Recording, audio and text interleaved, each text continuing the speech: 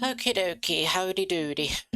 So today I want to show you how to make a coin with a backside on it with a printer. A friend, basically, it's kind of showing through here, but a friend ended up asking me, can I put a different SVG graphic or a different thing on the back of a coin? And yes, you can, and pretty damn easy. So I'm going to show you how to do that. It's relatively easy, to the point it's almost mind-numbingly boring. So anyway, let's jump into Blender. So this was my Twitch channel, so it still has my Twitch name and all that stuff. Deal with it. But anyway, we've got, this is the STL file that they sent me. And I think it's like one of those, it's like a free file or something. But we want to get it so that we can get a back on here. And all right, so for one, this wasn't there. That hang on a second, I just need to fix something here. I already kind of worked on this video, then I screwed up the video, so I just started over the video. But we want to get this so that there is, basically this is mirrored, so we can use the inside. So to do that, I'm going to go and press Control R, and that'll make this little line around here. Going to click on the mouse. That'll add it, and then I'm going to hit V, and that will basically split them. You don't see anything yet, but when I press Enter, they're split. I'm going to hit L, and that will select everything on the bottom. L is your friend. We're going to hit X and destroy all those vertices. Destroy everything. Now, I'm going to go and we're going to grab this edge here and hold Shift and Alt at the same time. And that's going to select everything around there. And then I'm going to go press Shift S, and we're going to go Cursor to Selected. And that's going to put the cursor right in the middle of there. And I'm going to show you why we did that. So we're going to add a modifier, which is the mirror modifier, but we don't want it on the X, we want it on the Z. But oh my gosh, what the hell is up with that? That doesn't look right. So we're going to go set origin to 3D cursor. Ta-da! They are together. Together as one in harmony. Alright, now we can either apply this or we can be complete lazy bastards and press convert to mesh. And that just applies it for us. Next thing we want to do, since we have the skull on this side, let's just work on the top. Now we want to select all of these vertices here, but that's gonna be like a lot of work going around there, so let's not do a lot of work. Press Control R, you're gonna add another line, gonna enter, press GG for good game. Bring it down until it stops, and then we're gonna go and hit V as in Victor, L, X, vertices. All that crap is gone, and now you just select a face, or an edge I mean, press Shift Alt, and F to fill in that thing. Now you basically have your one side of the coin, and now we are ready for whatever graphic we want. So in this case, let's see, that was a cannon, was on the other one. But we're not going to do a cannon. Where is...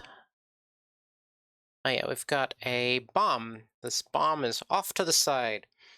I'm going to press Control Alt G, and that will bring it to the center of the screen. You don't see it, but I see it. It's right there. If you get lost with stuff, just select this right here. That's the name is pirate.fbomb, whatever. Not fbomb, f5bomb, whatever. It doesn't fucking matter. I curse a lot if you haven't noticed. And let's see, I'm gonna see what diameter or what she wanted for the millimeter.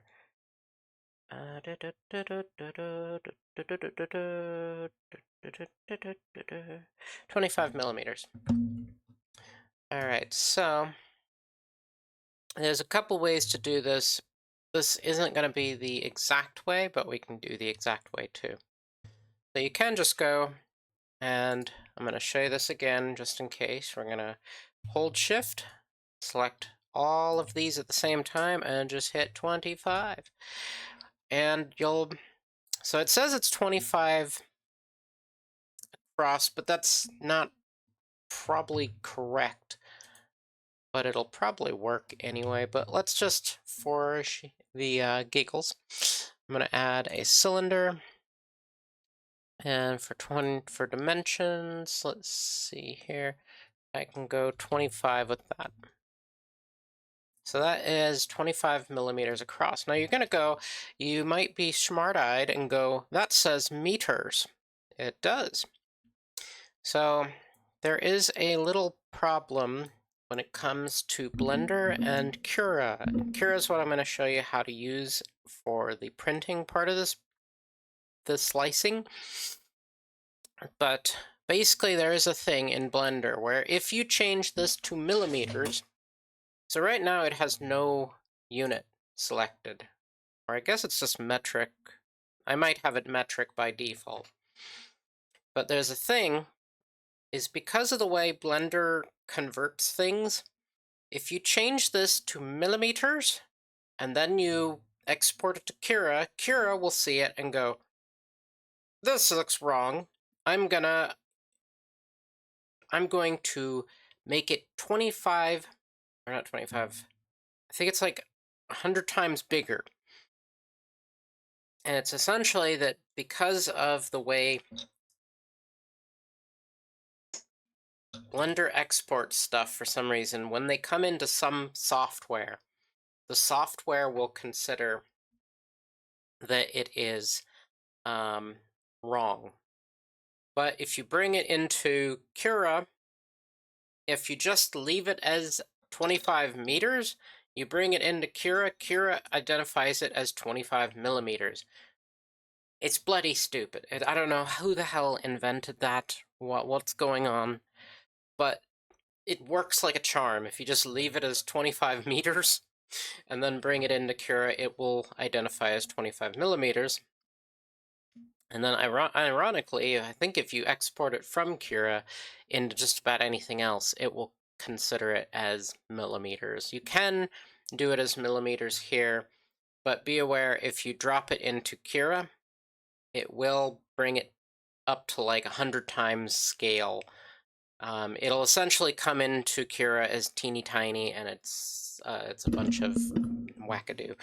Anyway, so here we have this cylinder, and it's 25 millimeters across. We'll say it's millimeters for the moment, but we have our bomb.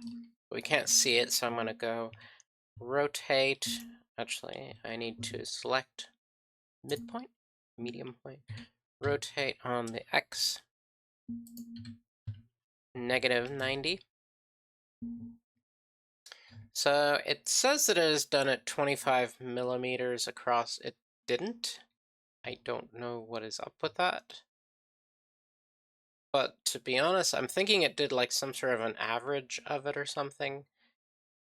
Because if you want it to be exactly, I would go and I use something else for the diameter, and just for like an SVG, which is going to be kind of a complicated to figure out, just put it in about the center. About as close as you can. And then let's see, I'm gonna go and set the 3D cursor onto this, and then I'm gonna set that to 3D cursor, and that means when I scale it up, I can get it about as close as you want in there. And then I'm just going to move this off to the side and bring that down. Let's kind of see. I mean, that it is 25 millimeters down, but that's, or at least 25 millimeters across, but I don't think it actually looks that great. I would make it a little bit bigger. That would be me. I mean, I would scale it out to about here. I mean, maybe, I can't tell if, do they want it to be...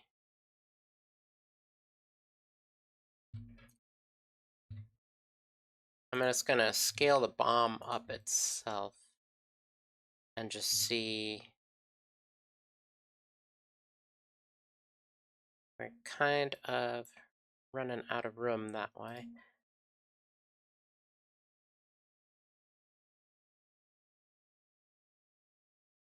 Right, I'm gonna scale the bomb up to basically kind of fit the coin, and this will actually kind of help with printing as well, but you'll see why when I'm ready for that. All right, so now you've got your graphic, but there's a problem. This graphic is actually considered a, what is it called? If you move this graphic, it's not considered a mesh, and if you want to join it, it needs to be mesh. Right now, it's technically, I think, considered a curve or something.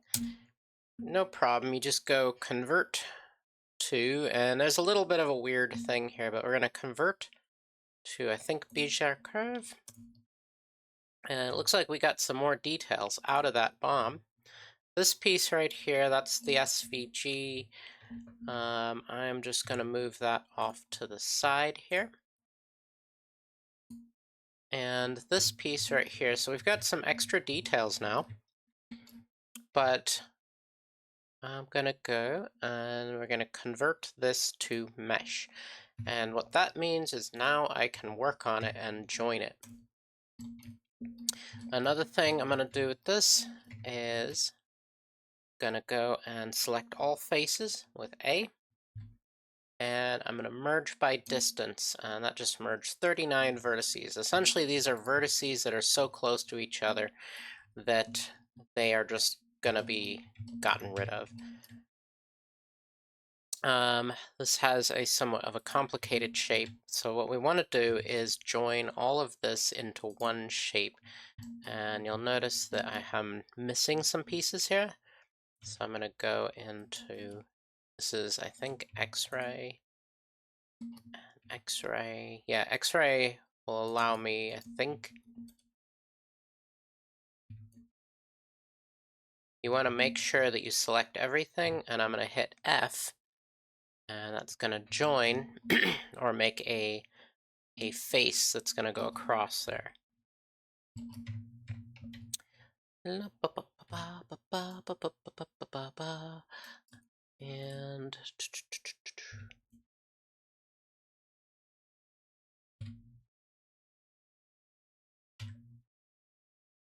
now this is going to cause some funkiness when it comes to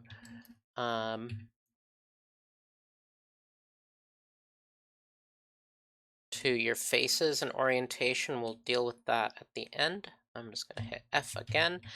Now once you've gotten face this direction, you can actually simplify this down and just, you're going to go, I'm going to do this again, Shift Alt, you're going to grab that. Now if I grab this, it's going to grab all of that, so hold off on those. Go Shift Alt, and grab that weirdo shape, Shift Alt, grab that weirdo shape, and then you're going to hold Shift only and select this, and then hit F.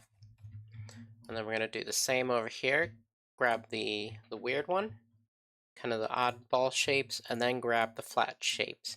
You do them in that order specifically because what they're kind of hitting is, I think it's what is called a terminating line. It's where the lines well, they terminate. They come to a triangulation point, and then it gets a little bit weirdo. So just basically just kind of be aware of that. Now we're going to do the same thing on this part. I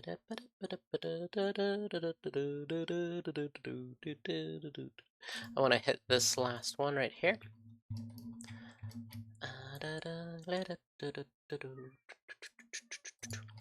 And I want to hit that last one there, and then I'm going to hit F to fill in that. All right.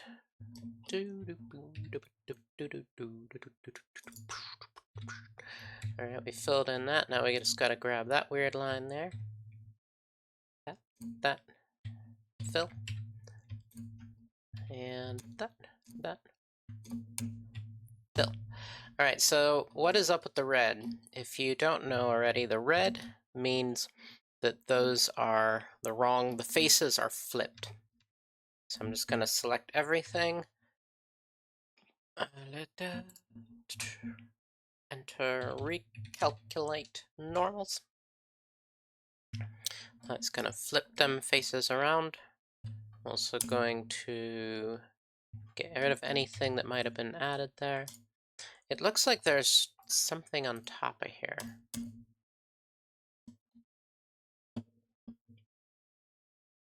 I guess not. Anyway, now we need to add some thickness to this. So I'm going to go over to the modifiers tab, add a solidify, and so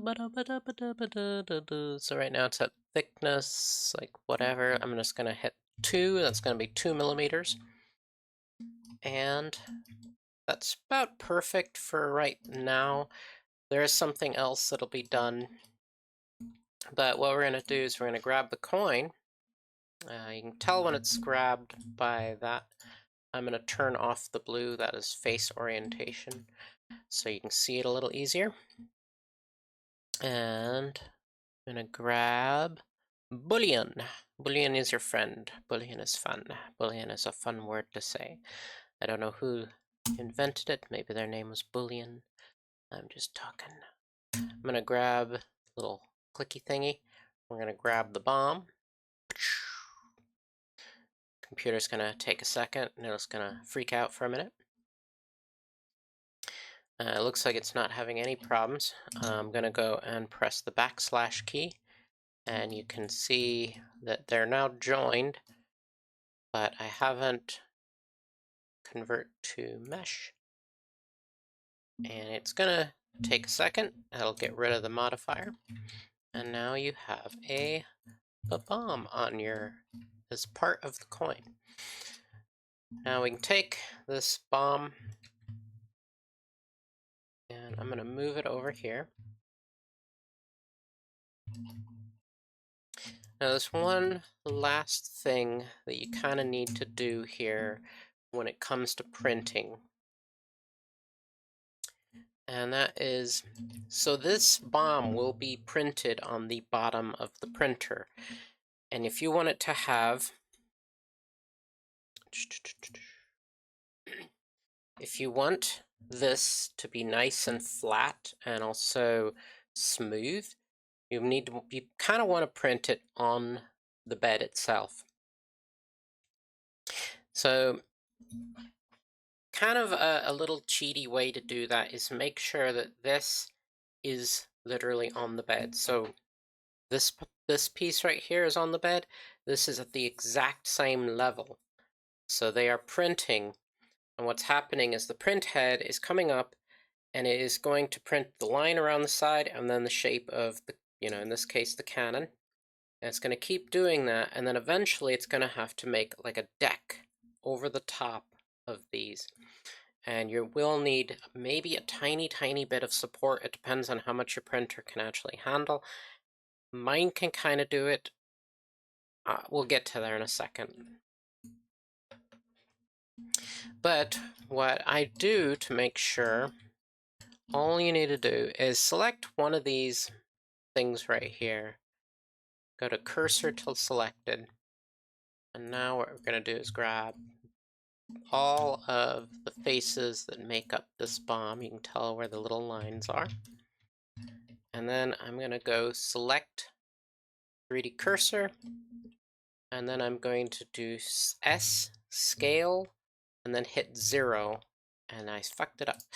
Scale Z 0, and what that did is that brought all of the pieces of the bomb exactly to where the 3D cursor is.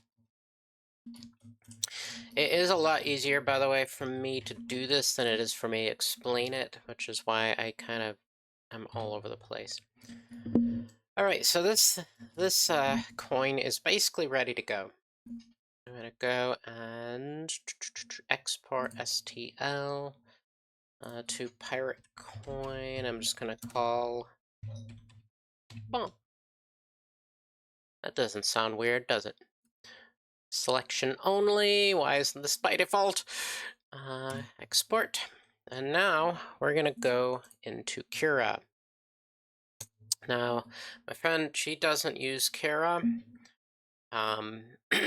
I'm not really sure what to say because I don't know, Cura's magic. I don't really know how to use others, and honestly, I even have slicers that came with printers that don't work that great, or at least like they're just not as intuitive. But anyway, I'm gonna go and pick. Here's our bomb coin. And you'll notice there was no flags or warnings sent up because it comes in as, let's see, yep, 39 millimeters all the way across, which is basically what it is, or at least what it started out as. I want to flip this because we want the bomb to print on the bottom. And then you have your nice pirate here. And I've already gotten the settings for this, but I'm going to slice it first, and just hit slice. And I'm going to show you why this prints. I'm going to hit preview. And if I go and take this down, you'll see that the bottom of it, there's going to be a little bit of a lip added that you're going to have to rip off the shape when you get done. But as it goes through, the only support that I've actually added in here is, let's see, quality. So I've got my infill turned down to about 15%. That's just to save on time and printing. It's a super simple shape, so it wouldn't matter. I would actually, to be honest, I would make this thinner. I would make it more like a coin and make it thinner, and you'd save on your material. I'm just staying with the material, the kind of the plan I was given. But the support, I've actually brought it down to support pattern lines, and it's actually down to support density 5%. And the why I do that is so that it will essentially add these little lines that are going back and forth. They're very, very light. They can be popped out very easily. And the printer is going to have to make this flat, I'm going to call it a deck, because it's like building a deck. It's going to go back and forth. Zip. It's going to go around, and that's going to fill this back and forth. Now you would think as the printer is going across that these would just fall, but they don't. Usually it's because the plastic is molten. It's going to be going across, and it's going to basically have enough to not dip. I mean, it depends on your printer. You might have to do some cause and effect, but I mean, you know, just from testing about. But in my case, I've got a Prusa, and this it's fine. I could probably print it without any support, but I'm going to leave those supports in because they were not that hard to take out. So anyway, we've got our supports. This part is like the stupid easy part of it. I'm going to go, it's going to be 32 minutes. I'm going to go and I need a thingy to save to.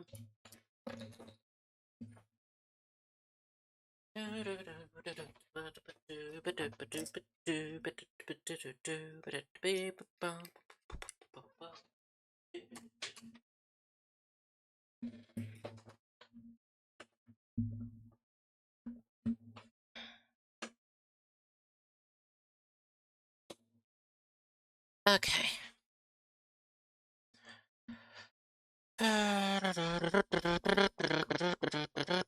Alright, we're gonna save. Actually, I don't want to save to removable drive. I want to save to disk. And then I'm going to put it on the removable drive, and that's because I don't know how to remove this Prusa marker at the front of here. I just want to save it as Pirate Coin Bomb, which sounds bad. And then I go like this. I should eject this, but it's fine. It's fine. Computer's gonna flip me the bird, but it's fine. It's really fine.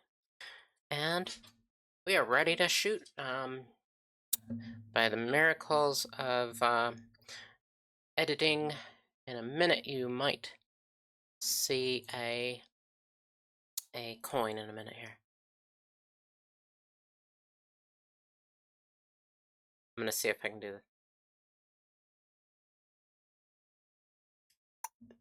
And there it is.